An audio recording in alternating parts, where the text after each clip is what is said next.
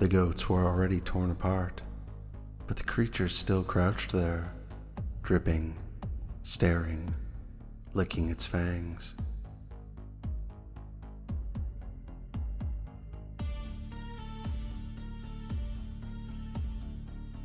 The scarecrow hadn't been there yesterday, and now its head tilted slightly each time I blinked.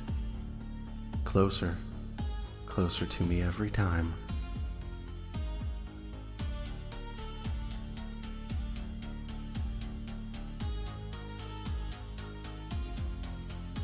I heard my name carried on the wind, but when I looked back, something pale and skeletal stood smiling in the heart of the storm.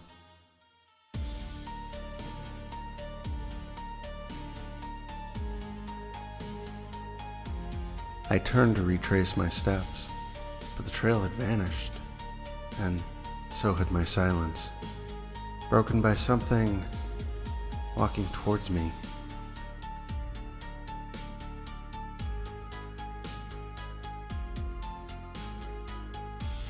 I thought it was a tall tree trunk until it moved, bent forward, and I saw the white, faceless head tilt sideways.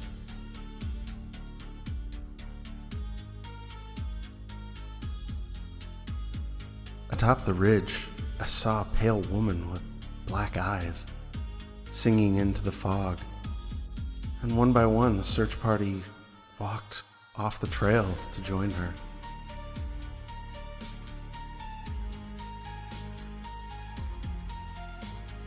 The deer scattered as night fell, but something else stayed, crouched low, eyes too far apart, and breath too hot to be normal.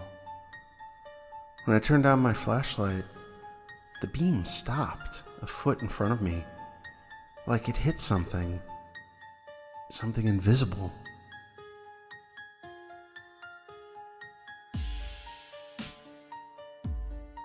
I went to rinse my hands in the stream and saw another pair already in the water. Long-fingered, gray-skinned, mimicked mine perfectly. When I pulled away, they kept moving.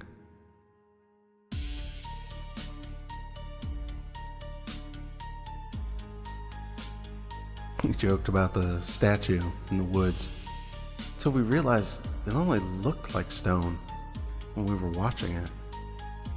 Now we have to take turns staring, because the last guy who blinked is gone. And it's a little closer every hour.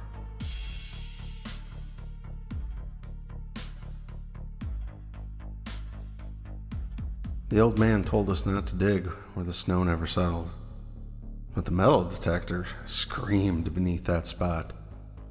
Now there's a hole, and something whispering in Algonquin, and a chunk missing from Jeremy's leg.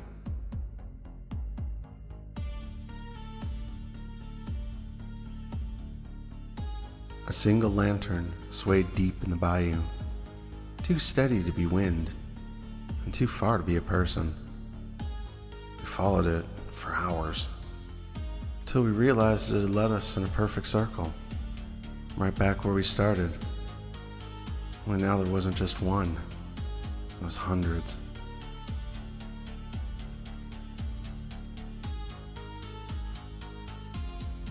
The forest was quiet except for a low, rhythmic thump that made the water in my bottle tremble. I never saw it, but every tree behind me was splintered at chest height.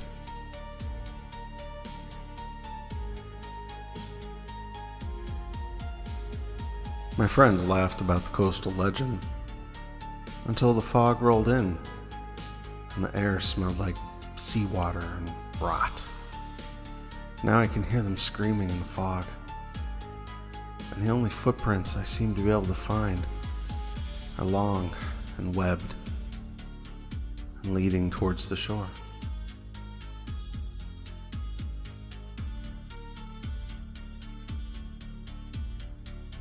The flashlight ahead stopped in the sand, then slowly turned to face us, though no one was there actually holding it. And then my mother's voice called my name. Soft, clear, unmistakable. From the place she had died 15 years ago.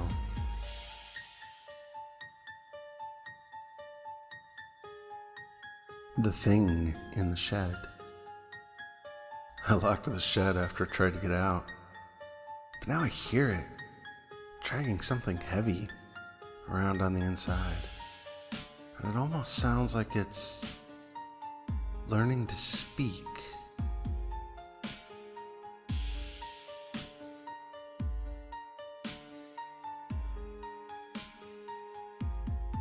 Its reflection moves first. I froze when I saw it in the mirror behind me. But what truly broke me was, I think it started to smile just before I saw it.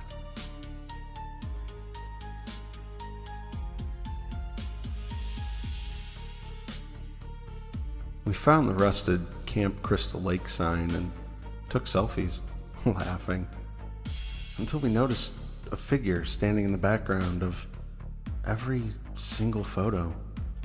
It wasn't there in person, but now I can hear a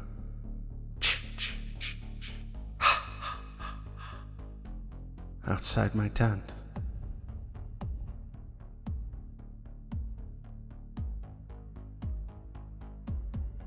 We thought the cave was empty, just another stop on our weekend hike, until we saw the carvings on the wall, and dozens of handprints. Each one had 6 fingers. They were pressed into the stone like the stone had given way under their weight. Deeper inside, the air was thick and warm, and the walls looked like they were breathing. We decided we should probably leave, but the entrance had closed up behind us, and something else was breathing there too.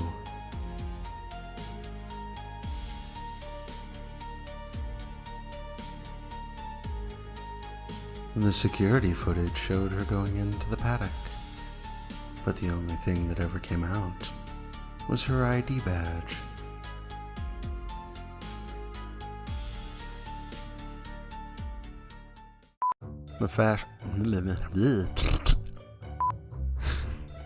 Gotta admit, that was the most ridiculous one I've done. I can't believe I actually managed to pull that off.